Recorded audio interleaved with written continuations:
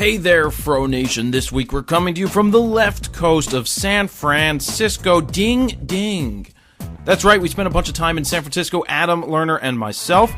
Let me correct myself. Adam Lerner and me, as Ari would say, I have to say, that's the proper English. We were out there doing a FroKnowsPhoto boot camp, which was awesome, as well as a Froto walk, which was huge and a ton of fun. So coming up in this podcast, I am going to sit with the founder of Spreecast, who so happens to also have been the founder of StubHub. StubHub! And I think everybody has heard of StubHub before. It's a really in-depth conversation about starting a huge business, or literally starting a business and then growing it into something that sells to eBay for a nice penny.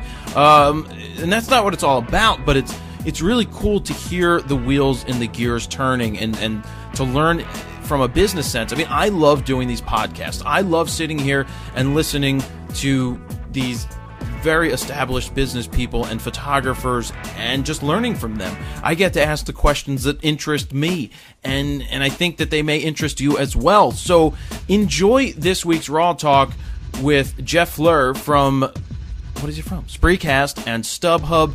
I really think you're going to like it, and I want to thank allenscamera.com for supporting us since day one, bbopokertables.com for the poker table that I still don't use until I move,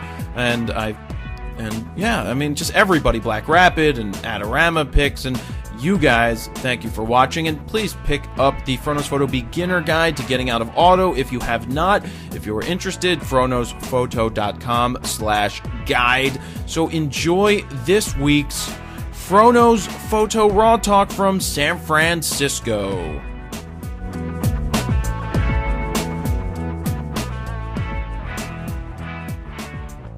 So anyway, with the GoPro, when they came out with this model, it was just a better sensor. It does 4K resolution, which we know the TVs are starting to go there, and just the action part about it. The fact that I swam with it in Aruba with the underwater housing, and it was pretty damn good. Sweet. And what we were doing right here was previewing it on the iPhone, because it is Wi-Fi. There's a delay, but we can see everything we're doing from the phone, so you can put it up, up there, and turn it on later when you're recording and see exactly what you're doing. How much is the delay? 4 seconds? It's about 4 to 5 seconds. Got it. It's a pretty long delay. But you're not watching, you're just using it to set up everything. Right. So that's really it. Cool, man. So that thing works pretty well. So we're in San Francisco. We came out to the Spreecast office, and Jeff, thank you for having us here. Thank you for having me. Thank you for taking the time to talk. Well, when I get to sit with you, I love sitting with you because I can pick your brain, and then you end up picking my brain, which is always interesting. And people don't know your background. Do you want to give a little bit of insight into your background? Sure. So I, grew up on the East Coast, went to school in Philadelphia. Kind of first job was on Wall Street doing leverage buyouts, financial services kind of stuff. And then this was 96 to 98 when I was working at my first job and got the internet itch, because as you recall, back at that time, this was kind of internet 1.0. Yeah. When when all the .coms were going public. There was the bubble was blowing up. eBay and Netscape, and I think Amazon went public in that same window, and so I got the internet itch. So I decided, hey, I better move out to the Bay Area because that's where it was all happening. And originally got a job out here, and then quickly sort of transitioned into business school, and then started my first company while I was at business school, and my first company was StubHub. So it's a good first company to look back on now. It worked out all right.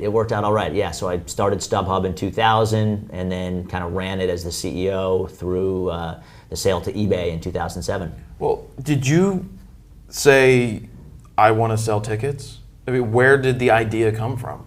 So I was, it's interesting because a lot of people, say to me, hey, you're like a huge sports fan, or really into you came from the ticketing industry or something. And, it really wasn't either of those. I go to a few sports games a year, or a few concerts or whatever. But there were kind of a couple things that happened. One was, my dad was a Yankee season ticket holder, so I had some experience, and he still is actually. So, kind of growing up, I had experience with, my dad not being able to go to 81 games in a season and having all these extra tickets for resale.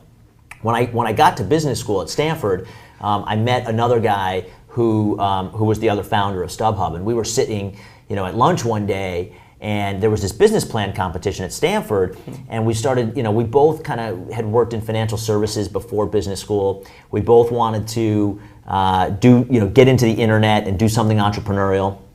So we started kicking around ideas, and we started talking about the secondary ticket market, the ticket brokers and resale of tickets. And his dad was a Lakers season ticket holder, so he also had experience. So you had some of the biggest teams, the Yankees, Lakers, most expensive tickets around. Exactly, high demand tickets. He was sort of well aware of having extra tickets or people trying to get tickets, and I was too. And we started talking about it and said, hey, this is kind of an interesting market. There were a couple of things about it that we thought were particularly interesting and opportune for change, and that the internet was, sort of uniquely suited to address. So that was kind of where StubHub was born. Were there any competitors at the time? Did anything come along that was on par with what you got, or challenging what you were doing? Well, so when we launched StubHub in 2000, October of 2000 was when we finally launched the first version of the product.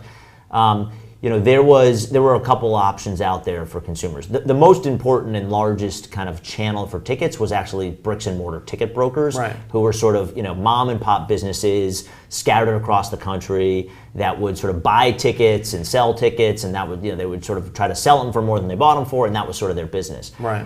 So that was kind of the first thing. The second thing was eBay. Then you had Craigslist.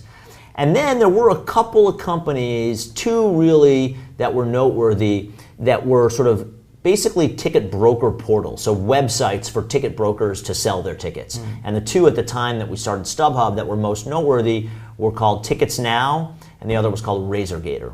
And I think both of them are actually still around. They certainly were when I sold StubHub to eBay, although StubHub kind of blew past them in terms of volume and sort of importance in the industry. Wow. So you're sitting there, two guys. You come up with an idea. Everybody has ideas, but then you have to actually execute it. Where do you start? Yeah. In terms of a business, where do you go? Yeah, so it's interesting because I think you kind of nailed it. Like the execution is where I think a lot of people get hung up, and people have ideas, and to some extent I think ideas are sort of a dime a dozen. It's the execution where it's where it really gets challenging, and where the sort of elbow grease is required.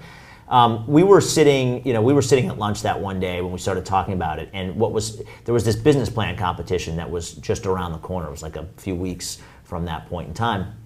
And so we decided, the first step was, I said, hey, let's write a business plan for this business plan competition. So, I took it upon myself to kind of, all you needed to write was like a 2 or 3 page executive summary. So just kind of, flesh out the idea in a couple pages, and we submitted that to the business plan competition. Do you go into financials yet, or just the idea? That's a good question. I don't think we put financials into that. I don't remember is the real answer, but I don't think it had financials. I think it was just sort of a, kind of an overview of the idea, maybe a little bit about the industry, the market, kind of competitive, sort of, write up, and that was sort of it. And it was like 2 pages long. So, we submitted that into the business plan competition. I think there were like 50 or 60 submissions.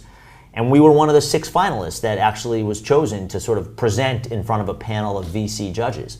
So that was sort of the beginning of trying to figure out what we were going to do next. And my co-founder and I sat around talking about it once we were selected to be in that final round, and we said, you know what, we don't actually want to win this competition because we want to start this company, and we don't want to attract more attention to what we're doing. Well, I was going to say, what if you're sitting there with the VCs and they go, ding, we like what you did here, and let's take it and run with it. Yeah, and it's not just the VCs, but once you win that competition, we were going to get written up in the school newspaper, and there was going to be a certain amount of kind of publicity around that. Even the 6 finalists had a little bit of publicity, and we just didn't want any publicity because we wanted to have the time to kind of be under the radar, essentially, to build the product and kind of get it. So I take it you didn't win. We didn't win because who did win? We didn't show up when they had the final round. Oh, nice. Did you remember who did win? I don't. everybody asked me that. I got to go back and figure that out because everybody asked me that, and I don't know who won. It wasn't the year the Google guys won. It wasn't the year that Google was at, because Google also came out of Stanford, but it was like a different competition in a different year. So, wow. Yeah. Well, so. 2 guys, what did you build the company into in terms of employees? How many employees did you get to? So when we sold it to eBay, I think there were roughly 400 employees. Around the world? Mostly in 2 offices so there was a main office in San Francisco, which was kind of, sort of, I'm gonna guess about 30 to 40% of the employees. Then we had a lot of employees in a call center in Connecticut, outside of Hartford, Connecticut. And that was probably 150 employees or something like that. So not quite half, but close to half the employees were there because it was just a lot of call center people.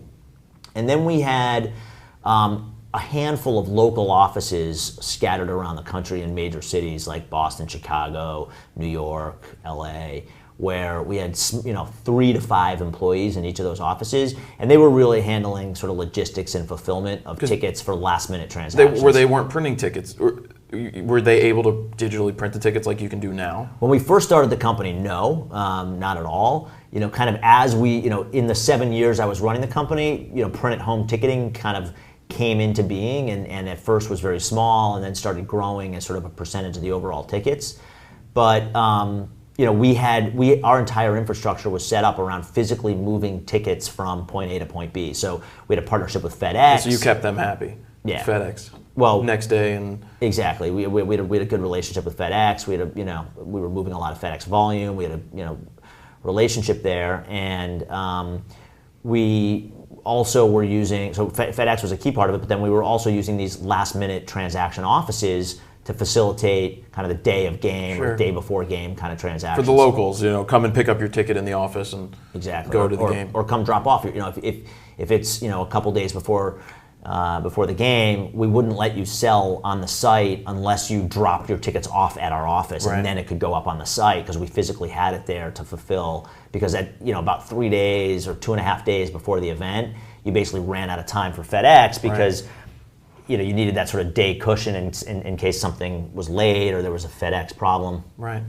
So, the tech part. That's always, you take the idea. We all have ideas, and we talked about that. It's about executing it. How did you find the right people? How do you know who to pick? Yeah, well, so the the very first kind of alpha version of our product was, I found a guy who I sort of had a pre-existing relationship with, who was, kind of computer science engineer, had started a company himself that sort of didn't work out, and he was kind of looking for his next gig. And so he came on board really in a contract role to kind of help us build the first version of the site. And he had a couple kind of colleagues or friends that kind of worked with him on building that product.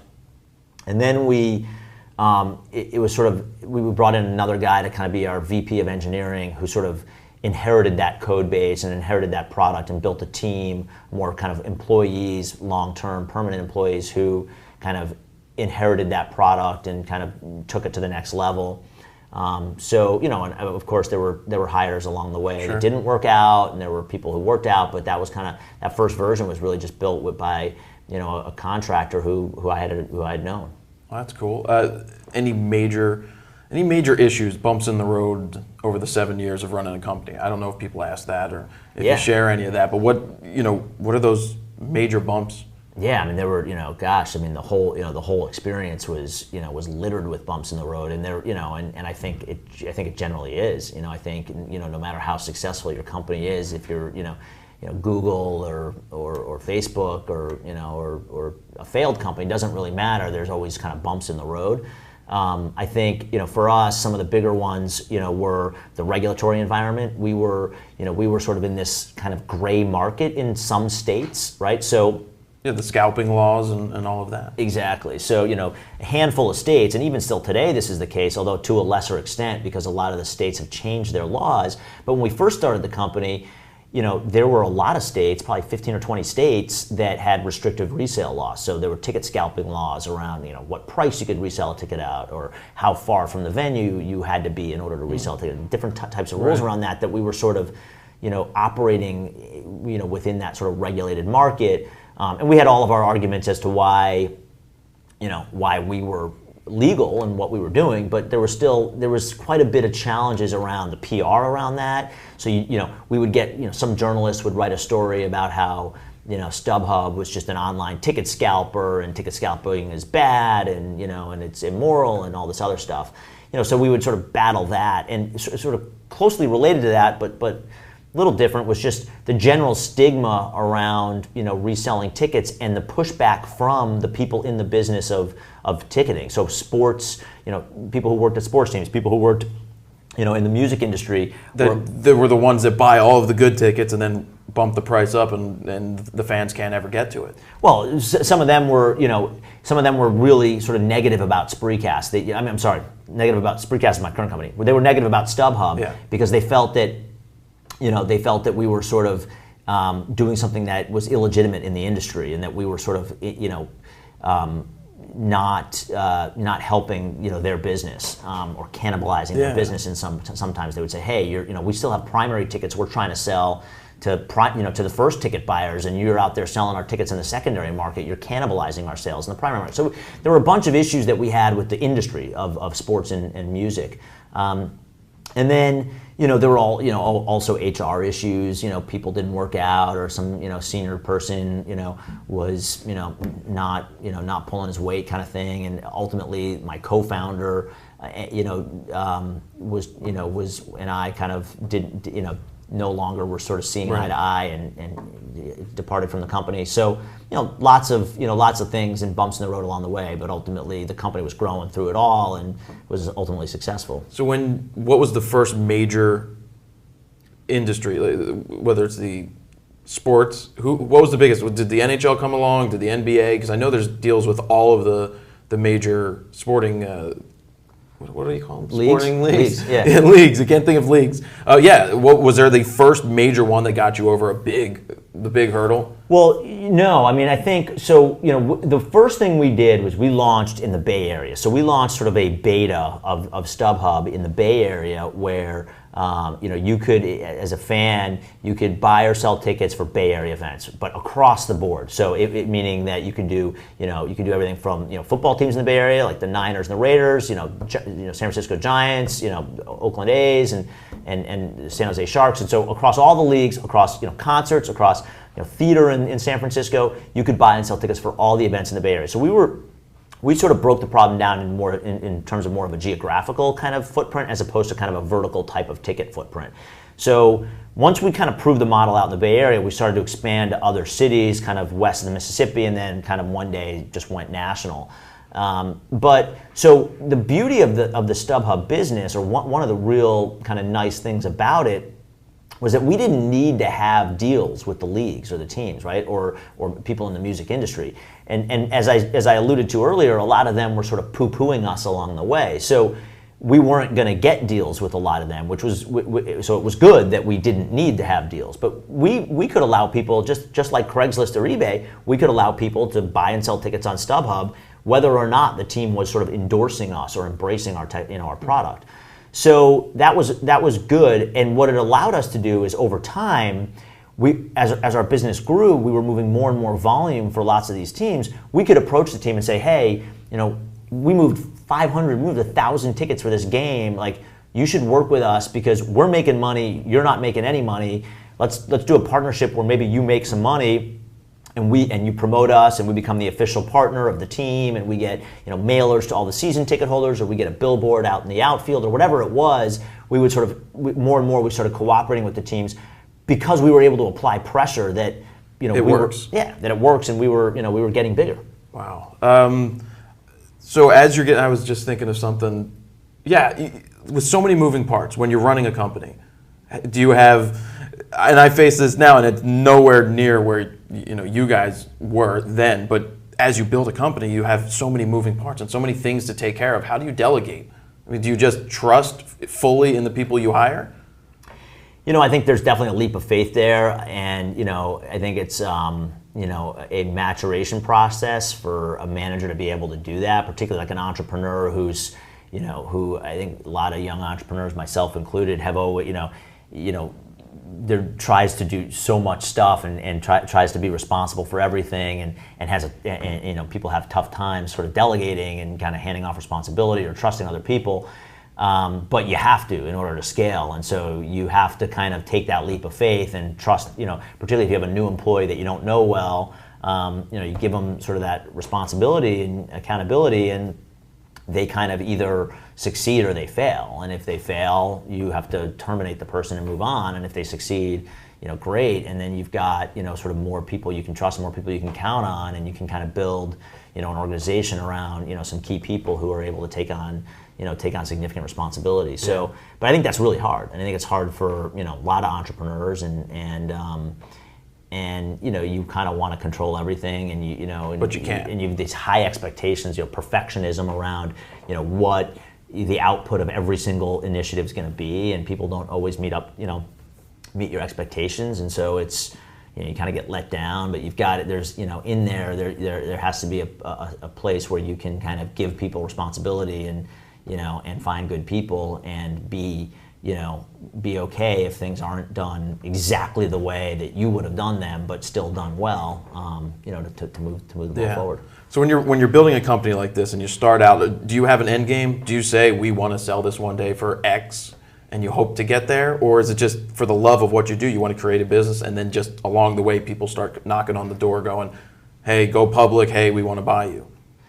I would say it's more the latter. I don't think with StubHub or with what I'm doing now at Spreecast, we're not saying, hey, we're going to go build something so someone's going to buy it or so that we're going to go public. It's not about the exit. It's about trying to figure out where there's a need or a hole in the market, and then trying to serve that need, or trying to build something that people want to use, that consumers value, or if it's not consumers, if it's business, business to business, find something that your customers value. So, and it's about, recognizing that need and having a vision for it, and then pursuing an objective. And I think the exit, will come if you're successful kind of along that path.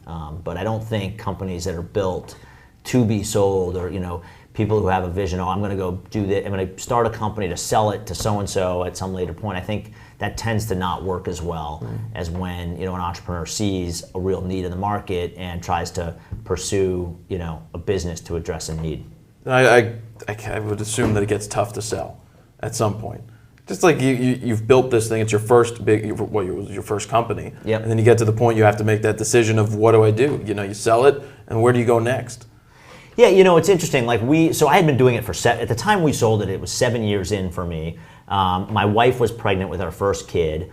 I was, excited to be a dad, and and it's not that I was sort of ready to sell it per se because I was sick of it or something. I was having a lot of fun. It was a great experience, but I was kind of moving on to the kind of next chapter of my life. I was sort of ready to be a dad. I wanted to take some time off. I've been working my butt off for 7 years. So it was kind of a good time for me to sell it. And, we had some interest along the way from eBay and others. But, when we ultimately sold it to eBay, they kind of had reapproached us after having approached us a few times earlier, and, said they were really interested in buying the company. We got to sort of a price that we were willing to sell it at, and ultimately we were successful, selling the company. Yep. The phone. Finally figured out where he left it. The missing phone. So now they've taken it to another level. They've really grown it tremendously since. Deals with the leagues is pretty, I guess, important. Overflow and selling that type of stuff. Man, I had something I was going to say. We're going to transition into the whole Spreecast thing. So how many years go by? You just you were putting in 90 hours a week working. Then you stop, you have a kid. Yep. The itch happens again? Yeah, so I took some time off in between. It was like kind of what you're saying there is like black and white, which it was. I mean, I had been working really hard for 7 years. Probably not as hard in the sort of two late years versus the 5 early years. I was probably working even harder. But still even in those last few years, we're still working really hard. And then all of a sudden, I sell the company.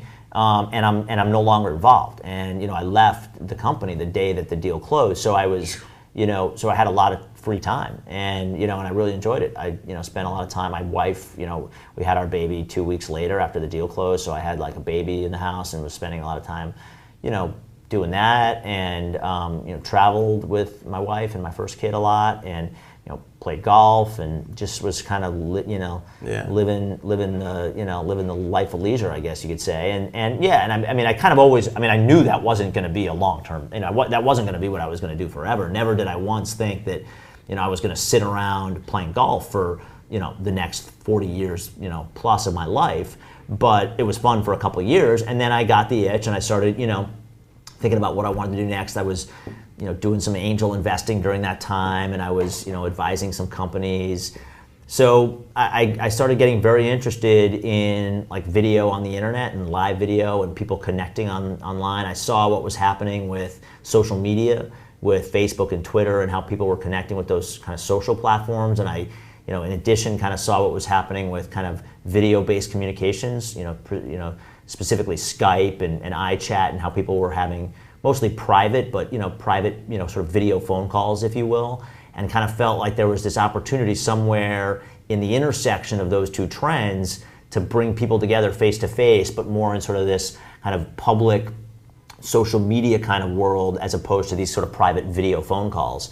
And that's really what Spreecast is about, is trying to connect people on the internet face to face, or bring people together to have conversation around interests that they may have, whether it's photography like you and your fans, or or parenting, or politics, or sports, or or something else. And we're trying to really create discussion and dialogue to allow people to connect. So are you enjoying the process of starting all over again from the ground up? No, it's miserable. No, I'm kidding. It's a lot of fun. Yeah, it's a lot of fun. I mean, it's like it's back back to 2001, at StubHub kind of thing. Which StubHub in 2001 was nothing like StubHub is today.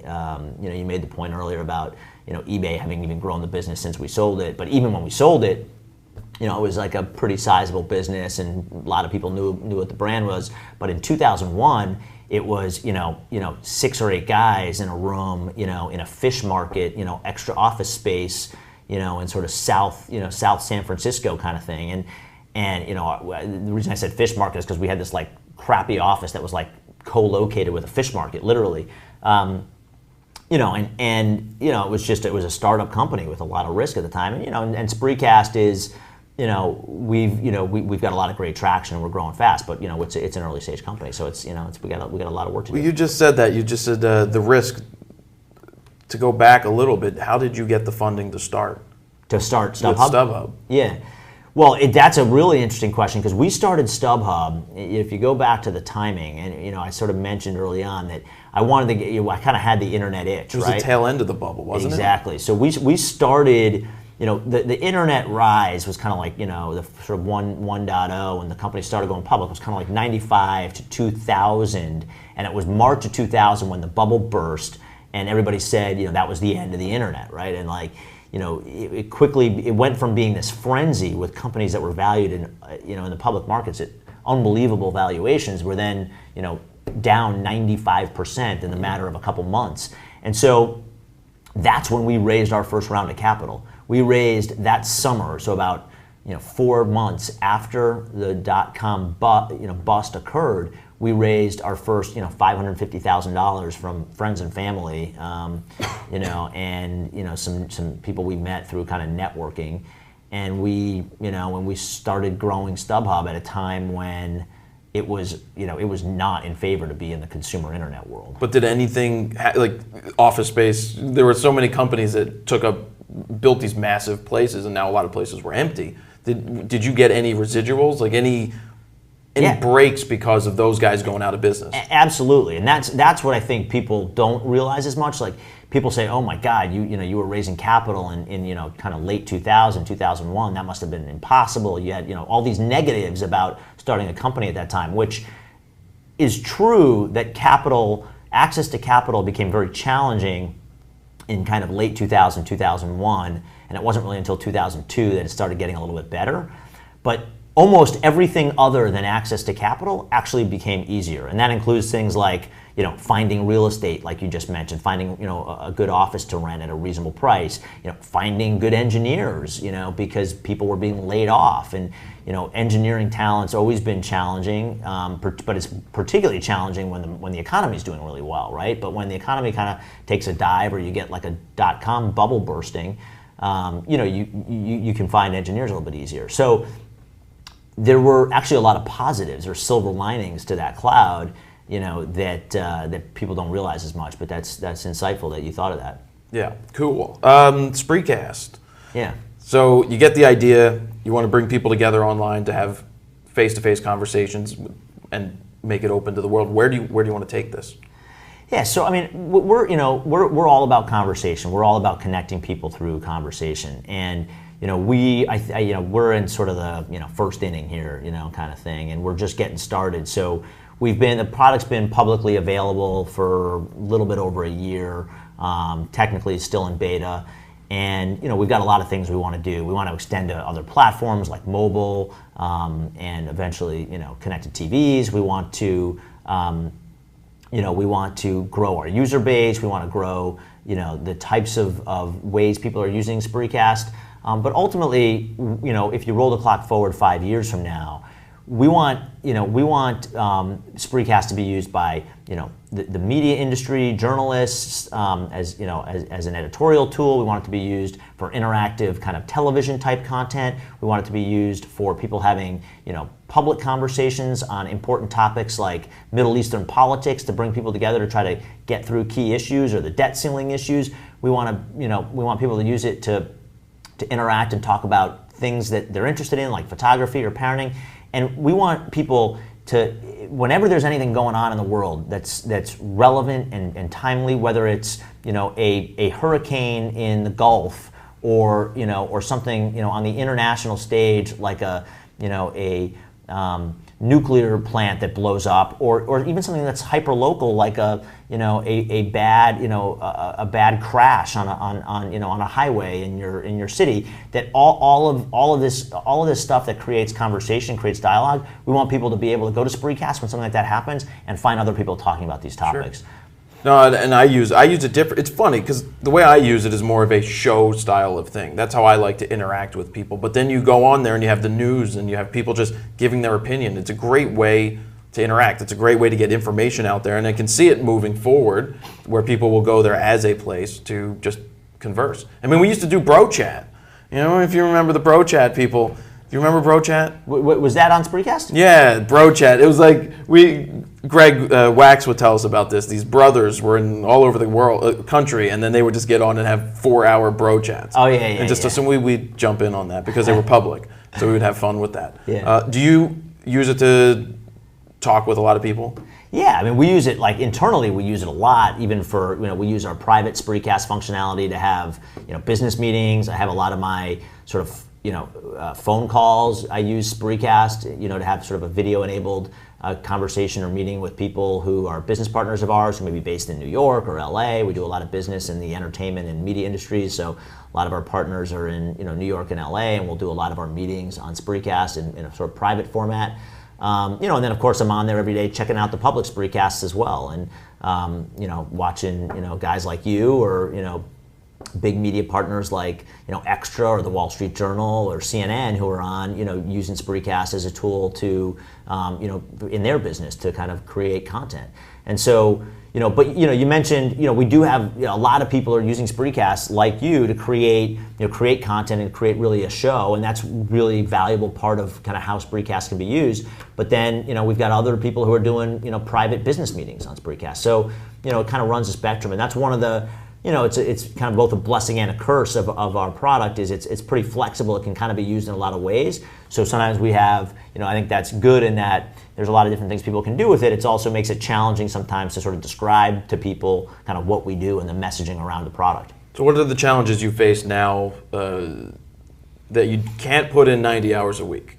Or not that you can't, but life changes from 2000 when you start the other company and you're in college and you can just work nonstop. How do you continue pushing forward but not take away from the family time as much?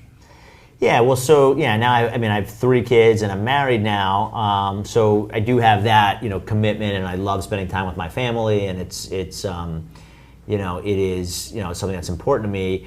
But I basically separate it for the most part between the week and the weekends. So Saturday and most of Sunday I'm with my family, and I try to sort of unplug for the most part. Sunday afternoon I'll probably get online, or Sunday evening, and I'll start kind of getting ready for the week. And then Monday through Friday, I'm working, and I don't get to see my kids, every day during the week. A lot of times I won't see them. I might see them in the morning, or I might see them at night if I get home in time, just in time to maybe kiss them before they go to sleep. But a lot of times I'm not home, and they're sleeping when I do get home. So, or even I'll be traveling. But I think it's sort of the same with a lot of people who have family. People have families and they work hard, and they if they're in consulting businesses, they're traveling during the week. So, the reality is during the week I don't see my kids as much, but on the weekend I get to see them, and that works pretty well for me. It does leave less time for me to be doing maybe working out 4 days a week is not something that I'm getting time to do right now, but I things ebb and flow, and I think there'll be another time in my life where I can spend more time on that kind of stuff. So second time around with a big company, do doors open up easier, or you still have to kick them in? They definitely open up easier. I mean, I would say doors definitely open up easier right now. I would say both in terms of like funding, raising capital, but also like business partnerships. And, as I said, we're doing a lot of deals with kind of the big media companies, and, my network and my ability to get those meetings is definitely, noticeably different from what it was at Spreecast. I mean, at StubHub. I think, that doesn't mean, it really doesn't do anything though other than open the door, and that's important. Opening the door is important. We still have to have a good product. We still have a lot of people that say, no thanks, we're not interested in this right now, and but getting the door open is definitely something that's easier. All right, I'll leave it. You have any questions? I always throw it to you for some things. 5 or 6. What? Probably like 5 Well, or 6. throw some out, because I can't hit everything. There's obviously a learning curve in StubHub. Like, you're in school, like you're right out of school, you've got this idea, there's a big learning curve. I imagine it's a different learning curve the second time around. You know a whole lot more, but you're learning totally different things. Is it like, did you prefer one to the other? Learning everything all at once, or like having a good foundation and learning new stuff? Yeah, you're right, for sure. It's definitely, a pretty different learning curve. The StubHub experience was like a total sink or swim kind of thing, right? You just get thrown in the deep end, you make a ton of mistakes, and but you're just absorbing stuff at a very fast rate and trying to learn as you're going. Now, I think I'm learning different things. For me, it's more about trying to figure out how to recruit the right people, how to put the people in the right roles, how to make sure that we've got the right goals and that we've got the right sort of objectives for the company, how to make sure we're investing in the right areas and not investing in areas that are less important or less interesting, prioritization, and kind of also learning how our users are using the product every day, and trying to take that learning and that feedback and incorporate it into kind of next generations of the product and what we're doing, and trying to constantly hear what users are saying. Do you feel like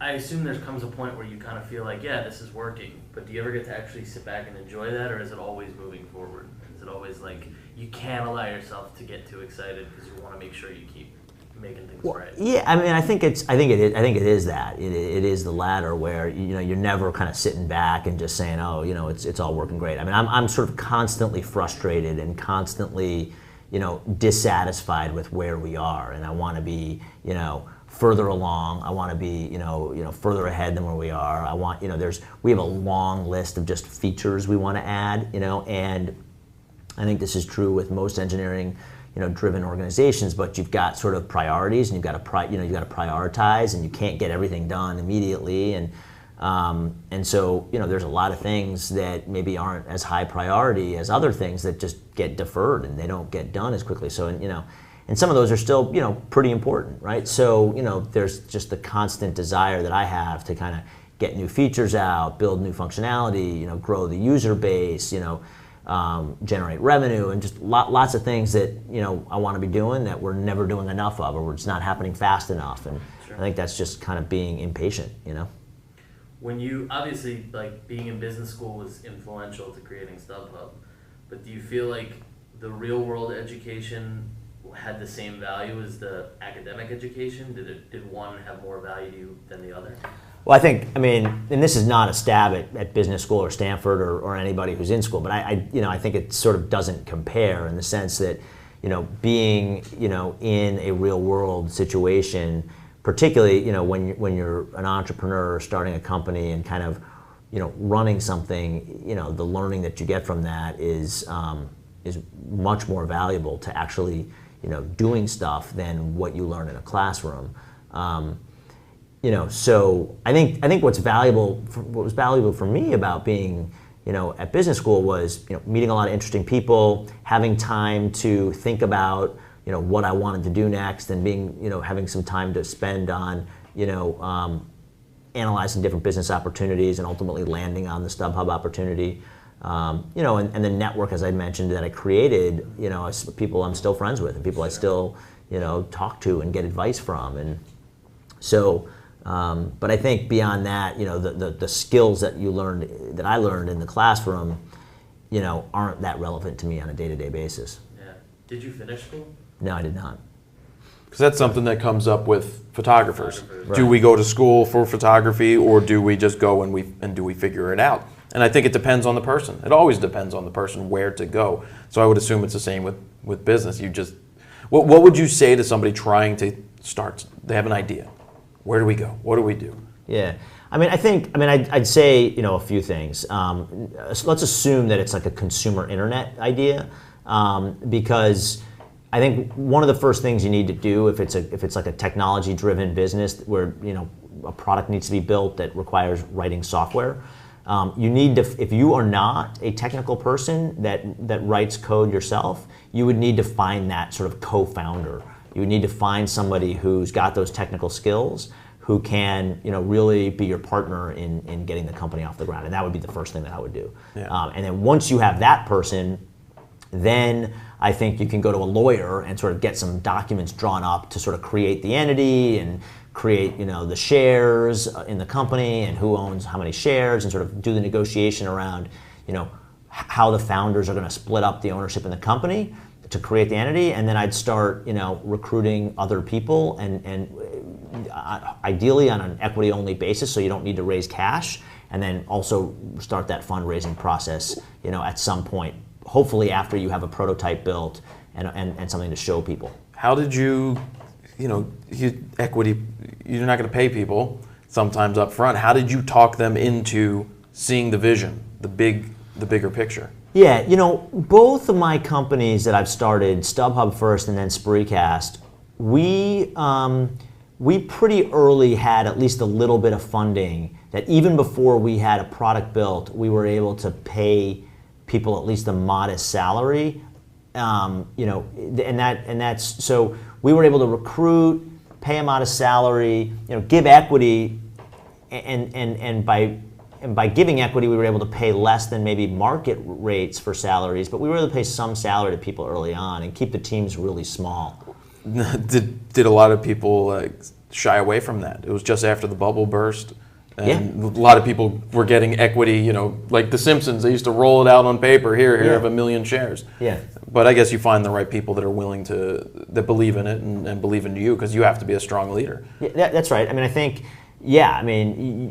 definitely we had people who, didn't value the equity as much, and then we had other people who all they wanted was equity, and they were willing to forego their entire cash because they were thinking more about the ownership in the company, and we were able to structure around both types of people. A lot of times the people who completely didn't value the equity probably weren't a good fit, because if they weren't going to believe in the company and sort of value the equity, they probably just weren't a good fit for the team. But for the people that really wanted more equity and less cash, we sometimes were able to structure something to give them more equity and less cash. So I think, but I think both of my companies are a little bit different than the norm in that way, because most companies are probably going to are probably going to want to bring on a couple of technical resources in addition to a technical kind of founder, maybe one or two other developers who are probably going to be working possibly for all equity, at least for a period of time, maybe 3 to 6 months, agree to work for just equity.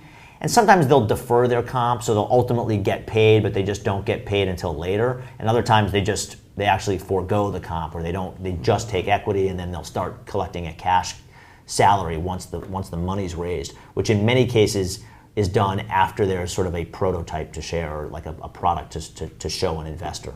That's not something everyday people think about, the moving parts that go on behind the scenes, figuring out who gets paid what, how much they're going to take, and making the decision as an employee, how much am I going to take? You need to live, right? But then there's that reward if I take that risk and the company sells huge, right?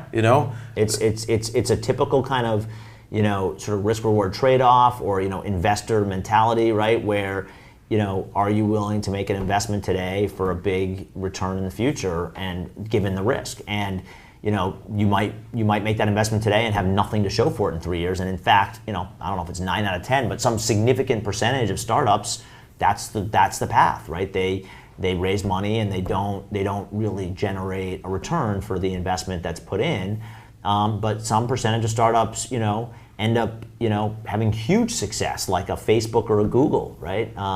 And so, there's that risk trade-off, and you got it, and for an entrepreneur, there's the risk of failure. No matter what you do, you may fail, right? You may fail no matter what you do, and that there's always that risk, and you got to take that leap of faith. I mean, one of the things that I always find interesting is, no matter what you want to do, if you go out and sort of, throw the idea to your friends and your family and other people you trust to kind of get feedback, you're going to get a wide variety of feedback. Some people are going to say, they think it's great. Other people are going to say it's a dumb idea. No matter what you do, though, there's going to be naysayers who tell you that it's not going to happen, it's not a good idea, it's not. And you'll never start a company if you're always dissuaded by the naysayers, because you're going to get naysayers no matter what you're doing. So You've got to sort of overcome that. And that doesn't mean you're going to be successful. It just means you won't even ever start the company unless you kind of are willing to kind of, take all that information and ultimately make a decision on your own, because there will be people who tell you that it isn't going to happen. Do you still work as an angel investor? Do you still put money into other companies? Not really. For the most part, I've stopped that. I was doing that a lot in between my two companies, and I still will kind of invest more in companies that I've already invested in. If they're doing well and they're raising more money, sometimes I'll put some more money in. But in terms of new investments, not really doing that anymore. Is that because you don't have control of it, or it's just more of a scary proposition? You don't get to be there and run the ship? No, it's neither of those. The reason I don't do it is because I don't have the time to sort of evaluate it, to meet with the entrepreneurs, to sort of understand what they're doing, to kind of spend helping them out at all. And it's just like a time thing. When I've got a full-time job that takes 120% of my time, and then I've got my family, and then there's just no more time in the day for me to, some people kind of are CEO of two companies, and they've got, a bunch of other things they're doing and boards are on. I have a tough time doing that. I'm sort of like, I can do like one thing well, and I get distracted if I have too many other things I'm trying to do. Now, do you have a golden ticket to buy any tickets on StubHub that you want?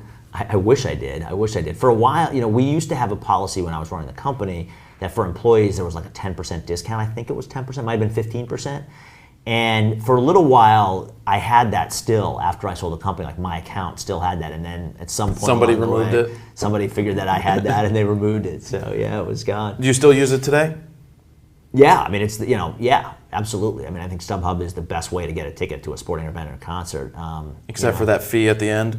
If you buy 10 tickets, the fee's fine. That $20 fee. But then you're buying like 1 or 2 tickets, and you sit there and you're like, oh boy, that fee. What? But it's 10% of the purchase price, right? So is it 10%? I mean, you would know better than I. Well, there are different fees, and some of it's changed since I've been there. So I may not have the latest, but there's a 10% fee on top of whatever your purchase is. Now, sometimes there's also like a printing fee to print the tickets, or a shipping and handling fee, which is like $9.95 for FedEx. So there's a couple different fees. There's always a little bit of extra. And that's interesting too. How did you figure out what to charge? How did you figure out what you needed to make on the back end of moving a ticket? Yeah, so it's an interesting question, because it actually was a little bit lucky in that when we first started the company, our intention was to charge only a 15% fee to sellers and to charge no fee to buyers. And we were just going to charge a 15% fee to the seller and then charge the buyer shipping and handling. So let's say it was $100 of tickets, the buyer would pay like $100 plus say $9.95 for shipping and handling, and the seller would only get $85, and then we'd take $15. And the $9.95 would mostly go to the shipping and handling, although there might have been a little margin in that $9.95 as well. So that was kind of how we started, and that was actually how we were operating for a little while. And then we had about a year in, maybe a little less than a year, 6 months to a year into the company's existence, we had a partner, Major League Baseball, who wanted to charge 15% to the seller and 10% to the buyer. And we thought it was kind of crazy. We thought it was too much, and it was like it was kind of going to really hurt volumes. But we kind of did it for them. We built kind of a co-branded site with Major League Baseball where those were the fees, and we found that like it didn't affect volume at all, and people were just as quick to buy. So then we applied that fee structure to the entire company. And and that was all she wrote. And from that point forward, we were making 25% in fees instead of just 15%, wow. which was a material difference in terms of the company's revenue and and potential. So some of those things just happen in business. Yeah, you never expect it, but the happy accidents. Yeah, well, that's why I think exactly. I mean, I think being successful in business requires a lot, and one of those things it requires is some luck, and it also requires a lot of skill and patience and a bunch of other things, but a little luck sprinkled in is definitely helpful in being successful, I think. Yeah. Do you think it's possible to get into a process where you overthink aspects of things, or is there no such thing as overthinking the project development, etc.? Yeah, no, I think you can definitely overthink things. I mean, that's sort of what that's similar to the point I was making about getting negative feedback from people. Like you're gonna, there's arguments against everything, right? There's always an argument for and an argument against. And so if you overthink it, you're going to be kind of looking at both arguments, and you may sort of convince yourself that the arguments against are too compelling to ever move to the next step. And I'm not suggesting that everything that anybody wants to do should be pursued because they're all good ideas. I'm just saying, like, even the collection of sort of good ideas and interesting ideas are going to have naysayers, are going to have arguments against doing it. And if you don't take that, if you're not willing to kind of deal with some of that, you're going to be blocked from ever going forward. So it's critical to sort of find a balance to divorce yourself from the personal attachment to an idea sometimes, but like, I mean, I guess it can help to be clinical about some ideas and personally invested in them at other times. I think you want to try to, as you're getting feedback early on and as you're thinking about something yourself and trying to be critical about, is this something I want to pursue? You may decide, and you may rightfully decide, or correctly decide that it's something you don't want to pursue, and that's fine, and that's good. If after thinking about it you draw the conclusion that, hey, this isn't going to work, then great, kill it and don't do it. But if after getting that feedback you get all this conflicting advice and conflicting feedback, you still think it's worth pursuing, you should pursue it, notwithstanding the negative feedback. How are we doing over there? Good. We're good? Yeah. Any words of anything? I don't know. You want to ask me anything? Yeah. Tell me about how you got started with your stuff. Did you ever go to photography school, or you mentioned photography school before, but were you kind of just a self-taught guy, or? I started shooting at 13. Okay. So I was self-taught. I thought it would be fun. Actually, I thought I could do a better job than what other people were doing. So instead of telling them that they were doing a bad job, which at the time, I guess I liked telling people they were bad at things, I decided to just prove that I could do it and do it better. And that's what I did at 13, and then just kept shooting through junior high school. And then at 15, I was shooting the Philadelphia Flyers. I got a pass, and I got to go down and be around professionals. And there were some pros there that actually took me under their wing and taught me. and would sit there on the bench at 4 in the afternoon before anybody was in the stadium and just talk photography and give me tips and help me out. And then there was the other photographers that wouldn't do that. So I learned early on that you've got to give back. You can't worry about a lot of other people and that they're going to take your job. You just have to help the next group coming up. But I did 3 years in high school. I didn't want to take language. They're like, you have to take a language. I'm like, well, I don't have any interest in a language. So then I just started, I went and did 3 years of photography. And college was a 2-year photo school. And you learn a lot there. I would have loved to have done a 4-year school where I actually went away somewhere and had all the sporting events to shoot. You know, a major school like Ohio State or something has 50,000 kids on campus. There's so many things to photograph, from hockey to football to baseball, and cheerleaders and volleyball girls and softball girls and anything involved, women swimming and diving. So there's lots of opportunities for that. But I would have loved to have done that for getting out there and shooting, because you're basically paying to go to school, but then you could shoot. They're giving you gear and you can just learn. But I didn't do that. I did a 2-year school and then struggled around trying to find my way in the world as a music photographer and touring with bands and picking up the odd job and shooting weddings. And it's a struggle until you find something that works. And it's not always easy with photography. It's not the easiest thing in the world to find. So do most big institutions like Ohio State, do most of them have a photography like sort of school or focus or major? Yeah, I think most schools have an art major. And part of the reason I didn't go to a 4-year school, if we really want to look at that, is that the place I went, Antonelli, was a 2-year school with no math and science. You didn't have to take the prerequisites. Right. Every other school was 2 years of this stuff, not even touching what your major would be until 2 years later. So none of that stuff interested me. I didn't want to do that. I'd love it now. I'd love the learning aspect, but at the time I didn't want to do that. That's how I ended up at a 2-year school. But you have photo schools out there like RIT, which I don't know how much longer RIT can be there when major backers of them was Kodak. And Kodak is a company that's basically out of business at this point, in bankruptcy. There's a couple out here. You got Brooks. I guess that's San Francisco, Brooks Institute. Sure, it's out here somewhere. But they're $30,000 a year to go to school. It's like, do you need to spend $30,000 a year to learn how to take pictures, or can you just go and do it and find your way? We got people today picking up iPhones and getting paid to do Instagram photos because somebody found them on Instagram and they ended up with 100,000 followers. So photography is, it's art. It's art. Somebody will find something interesting, they may hire you, and others don't like your work, but doesn't mean that it's not good. Right. So. Yeah. So and then how did you get from there, from doing all the the sports and the weddings, and you said it was challenging, but how did you start the FroKnowsPhoto brand and kind of build your entire presence on the internet? That's a good question. I encountered some internet marketing people. Somebody had me go and photograph a fitness event in Florida. It was an internet marketing. When was this? 3 years ago. Okay. Only 3 years ago. And I found it to be interesting that, they sold a lot. It was like a lot of pitching and let's do this, and we got an email list of subscribers that we can reach out to, and they're going to buy product and all of this. And then through that, I met some interesting people. So to go back, it's more about the people I met in that industry that really helped me to get to where I'm going or where I'm at now. But I also went from the fitness industry into the internet marketing people to listen to the people that say, hey, I'll tell you how to make $1 million.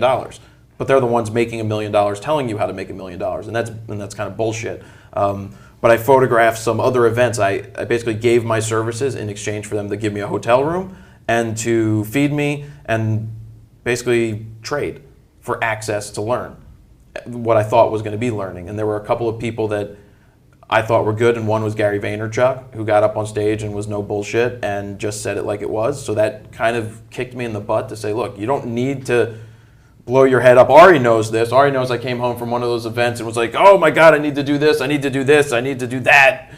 And it was all bullshit. It was just like, no. And I had to realize that it's not what these guys talk about. I don't need to buy their product to learn how to do this stuff. Use common sense. And so I started to get into the common sense thinking of what would I want to do? What would make me happy? And I ignored what those guys were doing. I found guys to build my website. They did that, and I directed myself on what I was going to do. I want to hit YouTube. most people in the internet marketing will tell you that you had to make articles, and Google will find article searches, and you have to pay for advertising. And I was like, well, Google's free, YouTube's free. Why don't I put stuff on YouTube? Because I don't have to pay for it, and people will find it. And that's what people have done. They found me on YouTube. My choice was to not write, because Ari can tell you, I write well, but I have a lot of grammatical mistakes on my website because I'm not an English major, and I speak better than I write, and that's why I like sitting in front of the camera. So that was a decision I made, was to make the videos. So I made the videos, and people just started finding them, and then interacting, and I'm good at what I do. So I take good photos. That's half the battle. I have a lot of experience, and then I can articulate what I want to get out there, and I think that's what people have gravitated towards. And then the internet marketing people were watching what I was doing and telling me that I should be doing X, Y, and Z, and I said, no, it's too soon, it's free. I was doing a free product, and all these guys do, they all tell you have to sell. Sell early on, sell, but that didn't make sense. Give something of quality, and then they'll thank you in return. The thank you economy, right? The thank you economy. Gary V. I never read the book. So where are you going from here? I want to go into the tech. I want to keep doing FroKnowsPhoto, keep building this, because I love interacting with everybody out there. I love creating. I'm a photographer. If I'm not shooting pictures, Ari can tell you I'm not happy, because I have to be creating. But I also know that I love the tech side of it. I love what you guys do. So I have ideas to basically work on to try to get into the tech way, the tech industry. Awesome. Hardware, tech, put it together, have something cool. Cool. Sounds awesome. So it's cool to know you. Yeah, it's great. It's great to know you too. So, I gotta figure out how to get my personal brand up a little bit. I'll be watching you more closely. Well, do that. We'll trade. Yeah, sounds good. We'll trade you for the future of my tech brand. Sounds good. Cool. Thank you very much, Yeah, Jeff, for letting us sit here and talk. Yeah, thanks a lot. There we have it. Thanks a lot for taking time. Thanks.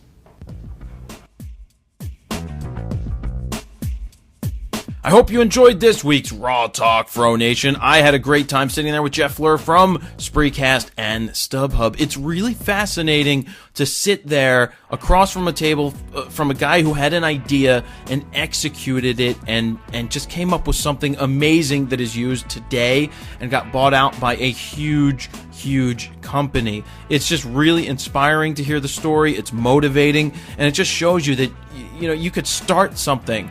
You don't even have to finish college, you just go and you have an idea, but what are you going to do to execute that idea? That is what it's all about. So I hope you enjoyed this week's Raw Talk. Please subscribe if you haven't, so that you can get the podcast the day before it is released. And if you haven't checked it out on YouTube, the full videos of the podcast are available, and you can watch them, and that's what I like. You're like a fly on the wall just watching us have a conversation, and that is what is fun. So you can listen to it on iTunes, you can listen to it on Stitcher, you can download the MP3 on the website, and you can watch it on YouTube. So we hit you with all of the senses. So there you guys go. Thank you all very much. I want to thank allenscamera.com. If you're looking for camera gear, Nikon, Canon, Sony, Olympus, you name it, lenses, new, used, they've got it.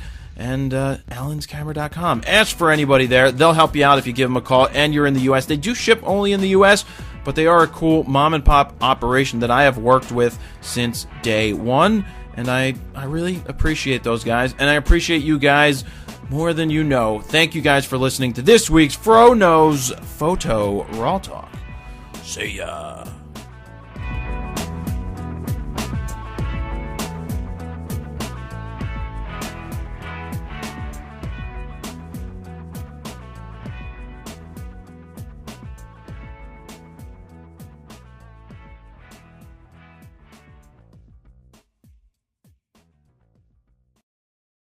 Thank you for watching this video. If you'd like to subscribe to my YouTube channel, just click the subscribe button right here below the video, as YouTube has made the change. And one more thing, click on subscription updates, manage subscriptions, and if you would like to get an email every time I upload a new video, click this box. If you'd like to see it in your feed on YouTube, click that box. And over on FroKnowsPhoto.com, if you haven't signed up for the FroKnowsPhoto email list, you can go ahead and put your name in this box, your email in this box, hit send it, and I will send you a free photo guide, a guide to capturing motion in low light situations.